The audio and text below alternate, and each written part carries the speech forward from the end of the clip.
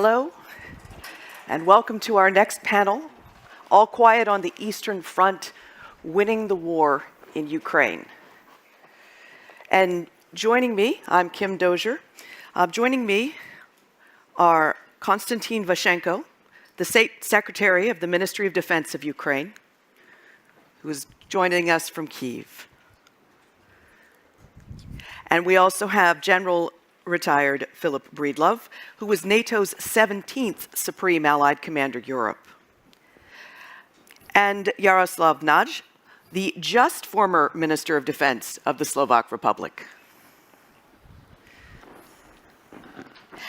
Hello. And I'm going to be switching to questions about halfway through. I have already warned the gentlemen here. I want a free-flowing discussion because this is a topic that the world is fixed on, as it should be. And I want to start with a lightning round question. What does the counteroffensive need to accomplish? Minister, can I start with you? And if you'll forgive me, has the counteroffensive started? It's a popular question last time, and I would say that counteroffensive, or it would be more correct to say offensive, Ukrainian offensive, is going to be started very soon, sooner than you think. Sooner than we think? We are ready for that. So is this a psychological operation? You're keeping the Russians and the rest of us on our toes? I mean, I say it in jest, but they must be worried. I think in several days. And what does the counteroffensive need to accomplish? No, it's a complicated question because, as you know, in order to make offensive, every country, every armed forces should be prepared in terms of armory, in terms of reserve, in terms of command issues. And now we have finished all preparation and we are really ready to go ahead. You're ready. You won't say what you're going to try to go after. We'll work on that. I'm going to go next, actually, to Defense Minister Nagy. What does Europe need to see accomplished on the battlefield? Well, let me start with saying that I'd like to congratulate GlobSec team again for a fantastic conference very shortly. It's great to be here and to see many familiar faces again. In terms of your question, first of all, Ukrainians know what they need to achieve. That's the first, in terms of military planning, they have their goals and they need to fulfill them. And I have no doubt that they set their goals in a way that they are achievable. Second, there are some expectations that we have. Also, Slovakia is a frontline state, but also as a whole NATO or EU, neighboring countries to Ukraine. We'd like to see peace as soon as possible, but this peace has to be a peace of justice. And that means that we're not going to force the Ukrainians, what some people and some countries like to see, to set a ceasefire under the pressure of Russia. We'd like to see a liberated Ukraine, no Russian boots on the ground, no Russians in Ukraine, no Russian soldiers in Ukraine, and peaceful country again. And this is the ultimate goal that Ukraine certainly has, and we're here to help them. We're here to do whatever is in our capabilities and capacities to help. And this would mean probably not only a one single counteroffensive or offensive, but probably a rounds of offensives. And now it's up to Ukrainian leadership, up to their military to say what they want to do or to act in the line they want to act, and then to come again to us and to say, okay, we need some more capabilities, some more help. And I'm sure that many countries in the world will help as much as they can. Not one single Russian boot on the ground in Ukrainian territory, you said. Does that include Crimea? Absolutely. That's actually, I would say, the most important part of it. Yeah. The first is not only about Donbass and Luhansk regions and territorial part, but if you want to have a less pressure from Russia in Ukraine, the first goal is certainly Crimea. Now, General Breedlove, you will have noticed that the Biden State Department, the Biden White House, has been tentative about the subject of Crimea, and they've defaulted to the statement, anything about Ukraine, not without Ukraine. In other words, we're not going to say it out loud. But you've been in a situation where you've multiple times had to weigh military objectives against what, Washington wants. What do you think the counteroffensive or offensive, the next offensive, needs to accomplish to keep Washington's focus on this fight? Well, also thanks to the organizers for having me here. One thing that we have seen and learned about the leadership of the Ukrainian military is that they're very good at planning and that they have set conditions in every case that makes them successful. The strategic defeat of Russia on the north side of Kyiv, the strategic defeat of Russia on the northwest and north side of Kharkiv, and the operational defeat of Russia just before the winter started down in Kherson. These were extremely well-planned, well-executed operations. And so what I expect aligns well with what both of my comrades have said, and that is, I believe Ukraine has set some internal objectives based on the force that they have, the training that they've received, and the supplies that they've been given and husbanded up to this point, and they will strike out to achieve what they can. I don't expect them to all of a sudden get irrational and go off and try to do something that they can't. I do believe that they, as has been said, this might be the first of several offenses or counteroffenses. I don't think it's likely that they'll accomplish all the goals that they have set out for themselves in this first movement. And then I would just like to echo and sort of foot stomp your last question a minute ago, and that is, Crimea is Ukraine. Crimea is Ukraine. At this point,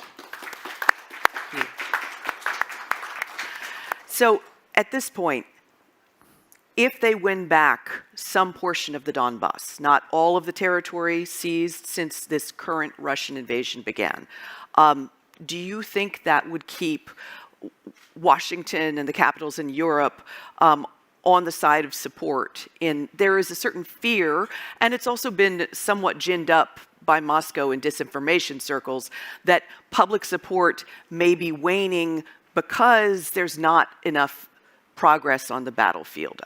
Do you feel that pressure? Yes, sure. But before I answer this question, I would like to add for previous point, Russians clearly understand our readiness to offensive. That's why this morning Ukraine was hit one of the most massive missile attack this morning. Up to 12 missiles, both ballistic and cruise, were fired in Kyiv region. Last night, 37 cruise missiles and 29 Shahid drones were shot down by our defense, air defense forces. I assess it as a fear of Russians before our offensive.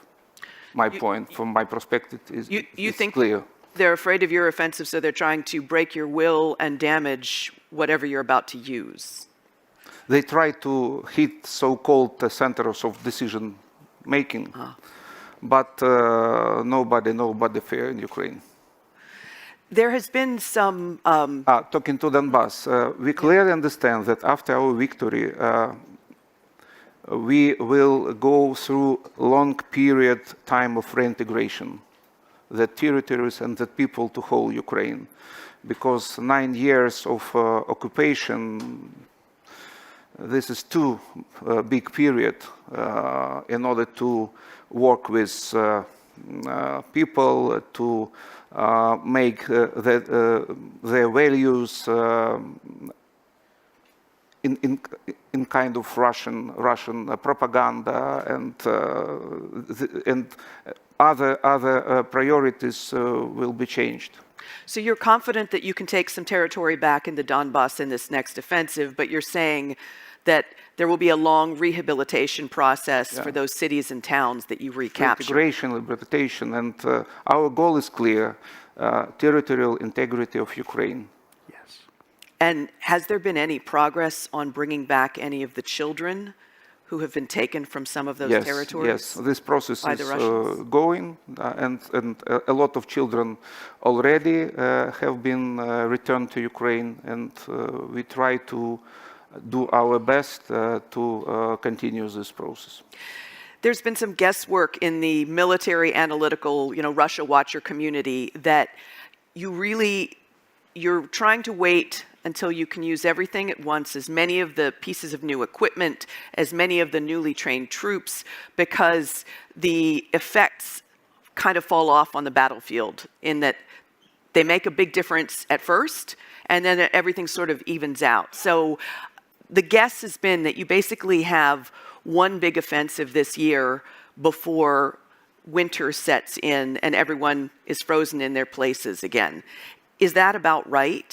Is there going to be one big push this year? I think so, and we will already seen a couple of so-called gestures of goodwill when Russian retreat from Kherson, from Kharkiv region, from Kiev region, and we have such experience. But Putin was a big mistake before this war. He thought that big Russian army will fight against small Russian army. But Ukrainian armed forces are not Russian. This is modernized, this is well trained, and we have absolutely another conditions comparing to Russian army in all aspects. And General Breedlove, NATO's had a role in some of that over the years, training some members of the Ukrainian military. Absolutely. In fact, we had a very active training program in Yavoriv to the west of Lviv, almost on the border with Poland, sorry. And for years there, we were doing small unit training. We were bringing, the Ukrainians were bringing some experienced troops off the line of contact where they were fighting Russians every day. And then they married them to young troops who were getting their first training. And so they seasoned together as small unit tactics. NATO nations like Canada put up some of the best IED training that I've ever seen in my military career. There were lots of good things going on at Yavoriv. And oh, by the way, we were learning from the Ukrainians how to better use our kit that we had given them. They were teaching us new and amazing ways to make them more effective on the battlefield. Minister Nagy, your country also had a role somewhat in cooperation with Ukraine, and also you're providing assistance right now. Is there popular support for that? That's a good question. First of all, it's a kind of tricky situation to all of us to answer our questions because, I'm like 2 weeks former defense minister. You have a former secure and acting deputy minister, and with all the information that we have, we don't want to share a lot. On the other hand, we'd like to answer your questions, and it's I was really looking at you how you answer about the 1 or 2 rounds of offensive this year. Yeah, he didn't really. He did try it well. As an answer to your question, more than 1 year ago, we were actually in a situation that we had to decide. We either go in a way that we assist, help our friend, our neighbor, country that is a victim of aggression, or the other option was to look like we're blind. And we have decided to go in a responsible way. In a way where we were in Slovakia during the Second World War, there was a Slovak national uprising, and we were asking countries around the world to help us militarily, with capabilities, with material, and with people. And the same thing did Ukraine now. And Ukraine helped us during the Second World War. How come we should then refuse to help them? And yes, we have provided S-300 strategic air defense system. We have provided MiG-29s recently, and various capabilities. And yes, as a matter of fact, half of population in Slovakia doesn't like it. And maybe it was also a part of the reason why the government changed in Slovakia. Do they not like it because they were pro-Russia or because they fear Russia and feel like you're giving your defenses away? Well, it's a combination of factors, I think, but as a matter of fact, almost the whole opposition in Slovakia is pro-Russian. And I don't see any other country in Europe with such an opposition. With one exception, all countries actually, all parties are pro-Russian. So there was a strong, I would say, hit from opposition towards the government in order not to help Ukrainians, in order to give up military aid or lethal aid, if you wish. And obviously, voters of opposition parties are following their leaders. So if they see that the former, 3 times former Prime Minister in Slovakia, Mr. Fico, if he simply claims that there should not be sent one single bullet to Ukraine, and that he would immediately stop whatever support to Ukraine if he takes power again after the September election, then obviously people from his party and their followers are following the same narrative. And is this good for Slovakia? Not. Is that good for Ukraine? Certainly not. Is that good for the whole Europe or the world in peace? Certainly not. So then, you know, it's a difficult choice in terms of politics, but it's not a difficult choice in terms of heart and mind.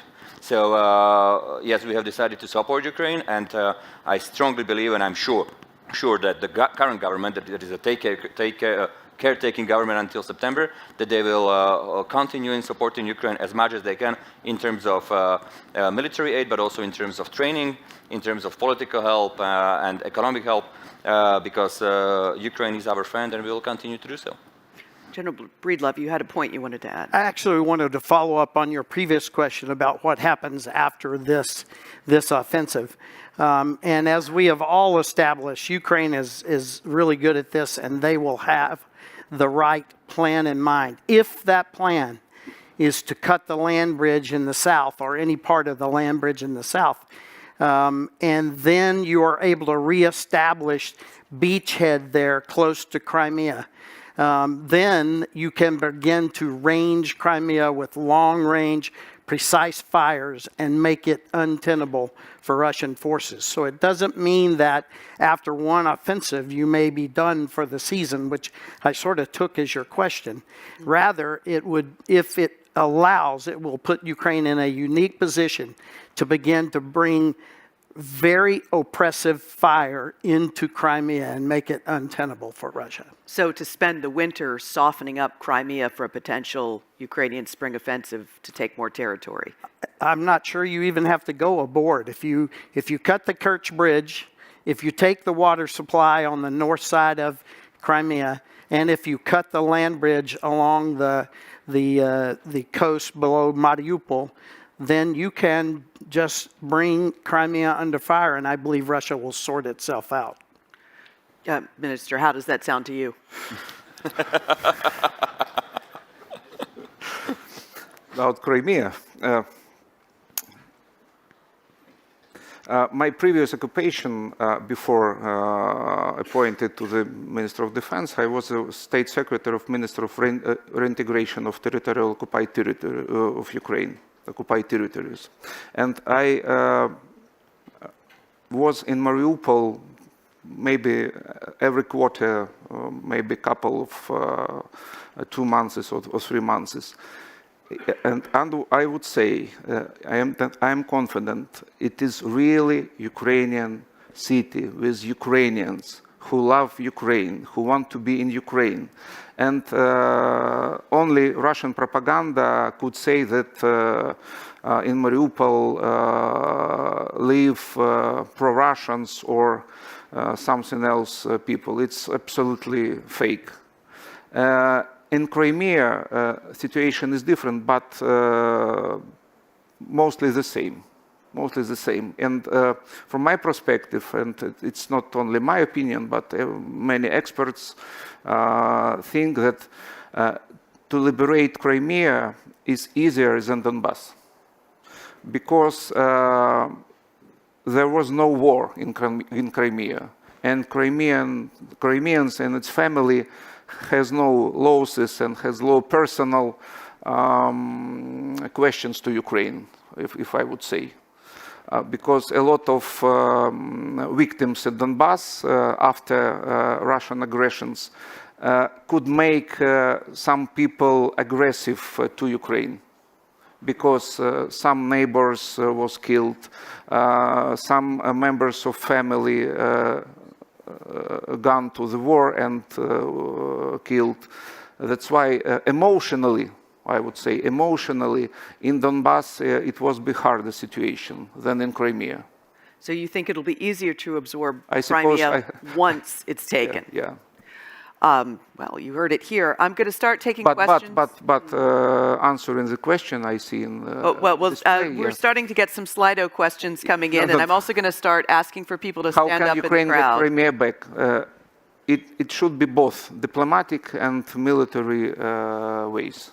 To take Crimea back.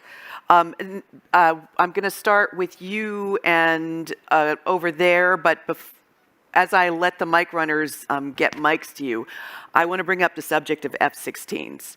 Now, it's less than a dozen F-16s, I believe, so far that you've been promised. What does fewer than a dozen F-16s do against a Russian Air Force that is still around 500 planes strong? What does it get you? As I mentioned before, Ukraine suffer from Russian missiles attacks every day, every week, and thanks to our partners, we have a strong air defense system. And more than 90% of missiles was hit. And we try to increase our capacity in terms of air defense. But in order to succeed in offensive, we really need modern aircrafts. We really thank our Slovakian, Poland, and other partners for Soviet aircrafts. It's really important for us, but it's not enough to succeed because we have to make a priority in air. It's impossible without modern aircrafts. That's why we are talking about F-16 and other kind of aircrafts. It's not our... this is really neat. But so you're saying that anything you can get helps with the air war, and perhaps the first 10 are just the initial tranche with more to follow. Minister Nagy. Yeah, I just want to add that even before Slovakia has decided to donate 13 of our MiG-29s, and then Poland, I think 10, even before, Ukraine had more planes than at the start of the war. So with additional 23 Slovak and Polish MiG-29s, it is quite substantive capability. And then in terms of F-16s, what I can tell you, I don't want to go into details, but I can tell you that we're talking about several dozens of F-16s that would be available until the end of the year. So it is a real capability that can help Ukrainians. Certainly, yes. General Breedlove, you used to fly F-16s. Do you think they can train the pilots fast enough and also create the tail, the logistics, the spare parts that you need to keep them in the air? Yes, and still up in the air. So yes to training, but it might take a while to create the spare parts and the technicians that can fix them. That's correct. So what we have done 100% of the time in this war is underestimate the Ukrainians' ability to absorb our weaponry and use it well. They have overperformed in almost every case our expectations in training and bringing on. And I mentioned earlier the radars that we gave them in 2014, they taught us how to use them after about a year.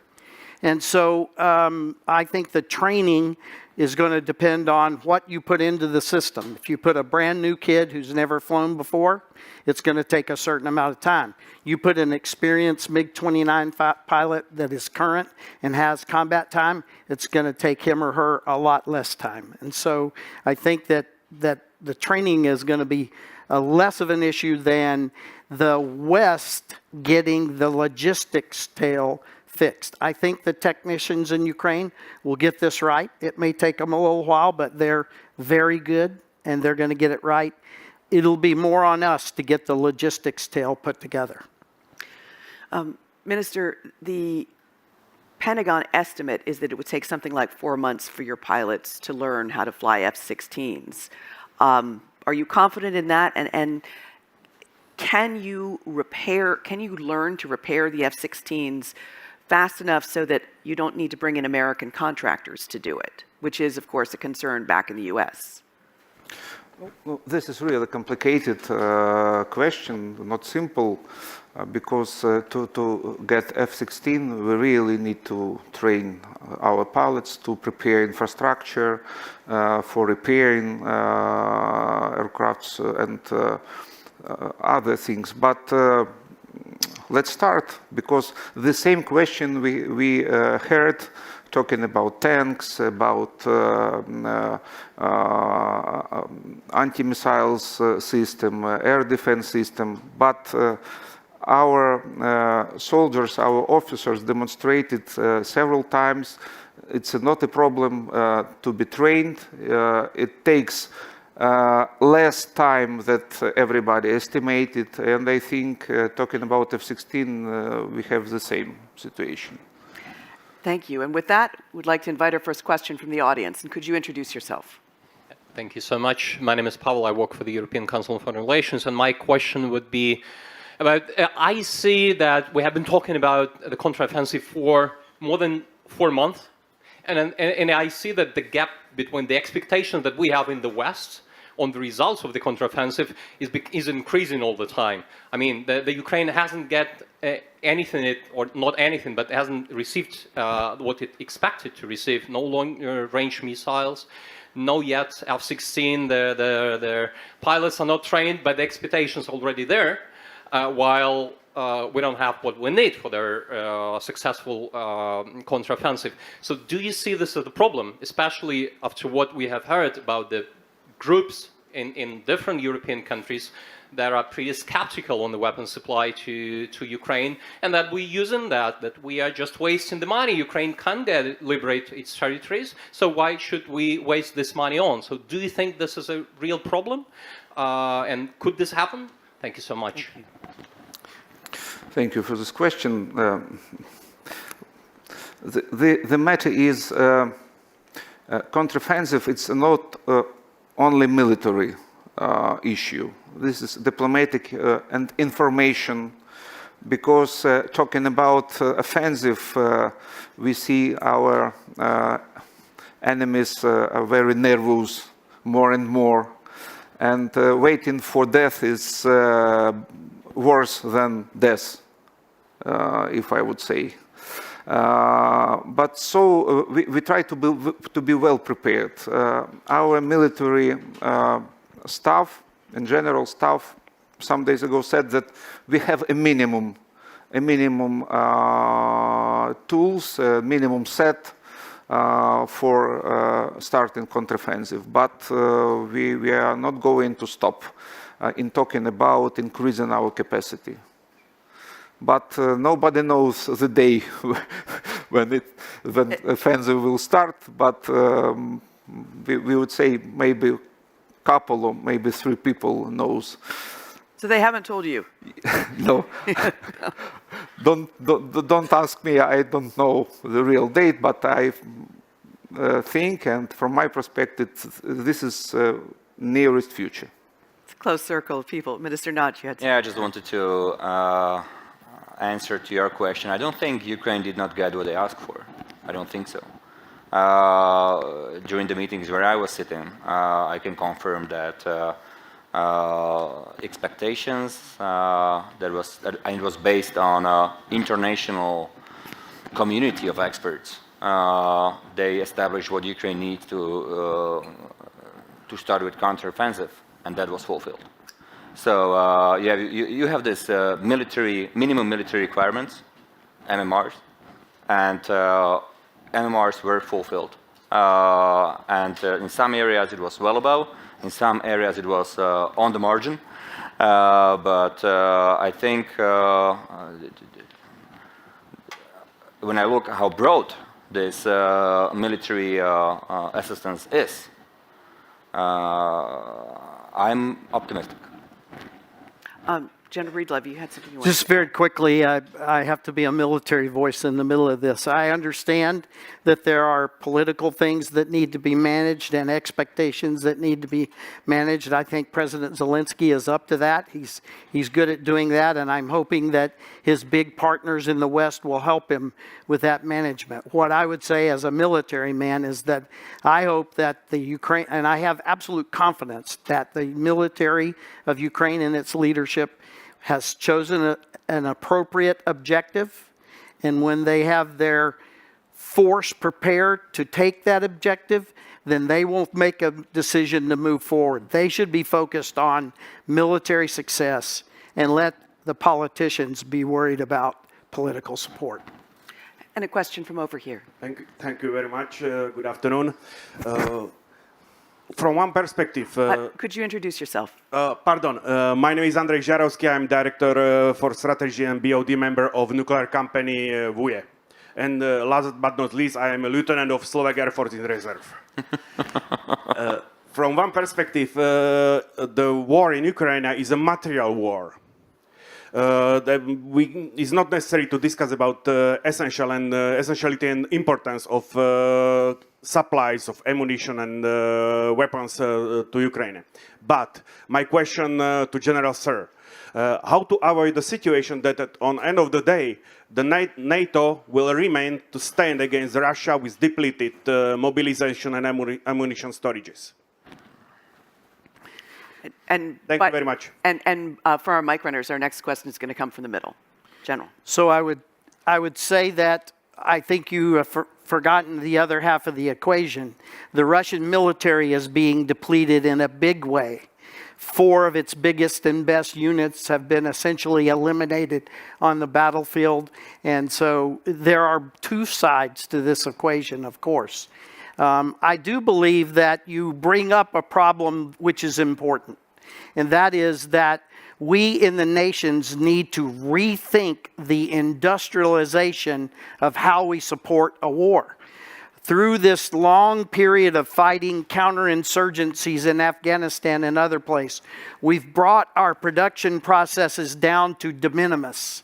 Everything is driven to the lowest capability to get the lowest cost. And if you actually build excess capability, you can be penalized by the acquisition process.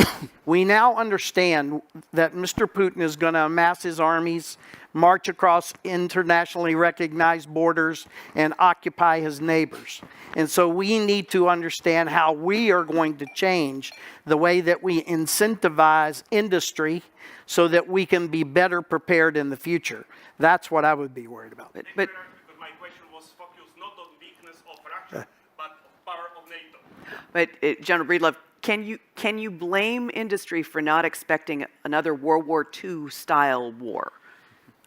With ammunition heavy, not precise, just hammering at each other. I think you're aiming the arrow at the wrong place. I think industry would be ready if you incentivize them to be ready. We have driven policy from our governments to de minimis on these contracting things. We're all upset now because a company can't double its production in a year when you have to build lines and assembly lines, train people. All of that is been driven to de minimis by the contracting processes of the decades of counterinsurgency warfare. And I think now we need to rethink, especially here in Europe, based on Mr. Putin and what he has demonstrated, we need to rethink, is this the way that we do business in the future? I hear you. Yeah, we've turned it into just-in-time delivery when we need mass production. Minister Nagy. Absolutely, I can only support what General Breedlove said. Governments are to be blamed, not in defense industry. I can tell you that in Slovakia we're going to increase five-fold production of 155 millimeters ammunition over less than 2 years. Defense industry is ready to do that. We simply did not invest a lot. In terms of NATO capacity, I can tell you that until today, less than 2% of NATO's capacities have been donated to Ukraine, less than 2%. So I'm absolutely fine with the situation now. I'm not worried about empty stocks on NATO side. There is really a huge strength on the side of NATO. And yes, what General Breedlove said is absolutely right. We can see now that the problem is on the Russian side. And 500 airplanes in Russia, it doesn't mean 500 capable of flying. And we were able to see that during the year, that they had dozens of thousands of tanks and I don't know what, but in reality, capacity and capabilities of their armed forces is very limited. General Vaschenko, Minister Vaschenko, I just gave you a promotion. Ukraine had a great defense industry before this latest war started. Are you able to replace what you're losing on the battlefield? Generally, nobody expected this kind of war in the world. Putin counted on a short campaign. He didn't expect the European and all democratic world unite to support Ukraine and supporting Ukraine. And the industries, entrepreneurs and other didn't expect too. But the war called very huge increasing of technology, IT. This is war of drones, the first war of drones in history. And a lot of new systems has been invaded and increased. So, and now we should say that Russia and its allies will not disappear. And we should be, after our victory, and we should say what is victory, because traditionally in history, victory is when you take capital of enemy and put his flag. But we understand it's not that case, and we're talking about liberation of our territory in borders of 1999. But not only this, after we should take a strong security guarantee from the world, from the democracy world, first of all, in order to avoid future aggression. But every country should learn lessons from this aggression in order to be ready for possible future aggressions from not only from Russia but generally. We should increase your industry, military industry. First of all, you should train your soldiers. You should change principles of military organization, and you should reform your armed forces. And from what I'm hearing in trips to the Baltics, to places like Finland, etc., everyone is thinking in terms of, the training that they used to do on the weekends for camaraderie out of patriotism. Now everyone's thinking about possibly it could be put to real use. I have a couple of great Slido questions, but I just want to take your question as well. We have about 5 minutes left, so please introduce yourself and keep it brief. It will be hard to me to be shortly. I am Viktor Krivenko, Ukroboron from Ukraine. My question is for Mr. Breedlove and Mr. Minister, Mr. General.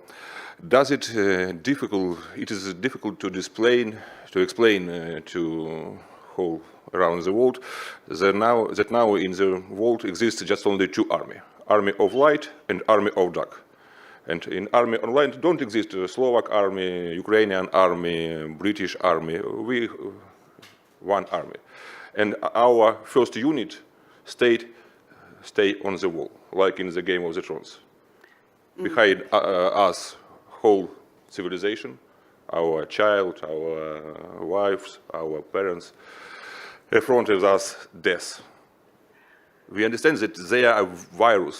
They can't live on one place. They have 17 million square kilometers. On 5 million live 120 million people. On 12 million, 23. That's how can we explain all our partners that they must give us weapons? Yeah, I finished. Yes, my questions. If I may wrap up what you're saying. For the Ukrainians, this is a war of survival.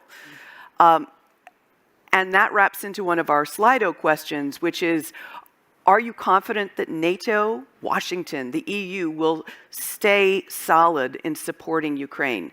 Do the people back home understand what kind of war this is? General Breedlove, you first. I do not think in my country the people back at home truly understand the war. We sadly have sort of divided our country in many ways. One of those divisions are Fox and CNN. And so we are delimiting sort of how we absorb what's going on in this war based on who we affiliate with and what TV station we watch. And I think it's an important message that people need to understand. Not only are you fighting for your life, but there are people on the right side of this issue that know they're fighting for the right things. Mr. Putin has weaponized rape, weaponized torture, weaponized murder, and weaponized taking children and deporting them back to repopulate his problem in Russia. And very few people in America know this. And frankly, it is a failure, I think, of our leadership to truly get to the people that this is bigger than your election and your favorite person for president. This is about humanity and what is important in the world. And we really haven't got that story told in America, I can tell you that. Bigger than our tribal divide. In the 2 minutes left, I'd love to hear from you briefly. Oh, well, yeah. It's very similar in Slovakia comparing to US, but, you know, as a matter of fact, we are a neighboring country to Ukraine. So Slovaks can see that there is literally war in Ukraine. And if Ukraine loses, we have Russian soldiers on our border. And even with this in mind, there are still, let's say, half of Slovaks who believe that Russia is not guilty of starting this war. Some 30% think it's Ukraine, and some 17 plus, I think, think it's West or NATO who is guilty. I mean, this is crazy. So it's difficult to explain it to people, even though they are actually on the frontline state, in the frontline state. So I believe countries will stay united in support.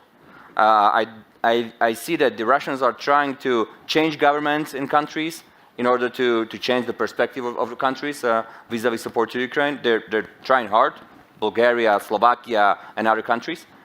But I don't think that majority of countries will change their attitude. So this 141 countries in the world who support Ukraine is a waste majority, and I think it's 60 plus countries who support also militarily, and so this will not change. That is depressing. From our two panelists, Minister Vaschenko, the last word from you.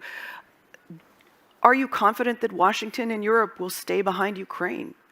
Yes, I'm confident. That's why, because now Ukrainians struggling not only for territorial integrity and independence of Ukraine, but for European and generally democratic values and freedoms. That's why our partners help us to be succeed. Thank you.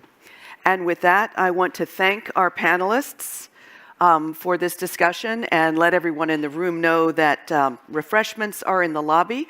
The next session is here on the Danube stage at 4:30, and the topic is pesky populists with a prime minister, a former prime minister, and a president. Thank you very much.